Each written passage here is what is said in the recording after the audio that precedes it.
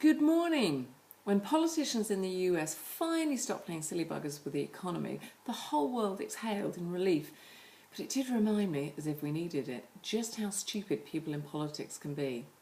There is an absolutely brilliant clip on INewsU that was uploaded at the time of the last US presidential elections, which just about sums them up, even now.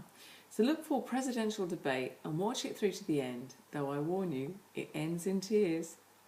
Mark Twain once said, "Never argue with stupid people. They will drag you down to their level and then beat you with experience." Now, why does my daughter keep quoting that to me, I wonder? Anyway, not only a very appropriate quote in the US at the moment, but probably one of the many that Giles Brandreth has found and used in his new book, which is a collection of 50 years of quotes. Fantastic. It's in our top 3 of news uploads, so click through and look out for the story about a skill the Queen has, which I bet you would never, ever guess. One thing in the US that I'd really love to see over here, though, is the example of a bank called TD. Okay, it's not a great name, but they have behaved beautifully during the recent shutdown because they gave all customers who needed it, well, in fact, whether they asked for it or not, a $1,000 overdraft facility at a charge-out rate of no, you have to go and have a look for yourself. It's easy to find though because it's the story with a big green dollar all over it.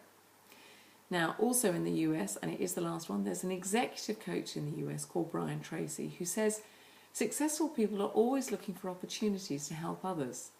Unsuccessful people are always asking, what's in it for me?" And the really great news is that there is empirical evidence that supports the idea that success isn't just warm, fluffy, fuzzy stuff, but it actually relates to cold, hard cash in your pocket, which I guess means that today we've all got a choice. In fact, we've got a choice every day. Do you want to be successful or do you not? If doing the right thing in itself doesn't motivate you, just think about your bank balance. And 2 funnies to end today on. One is the story of a man trying to take a horse on a train. I kid you not, a normal, regular train. Or if you prefer, the Pony Express. I know, I'm sorry, but I just couldn't resist it.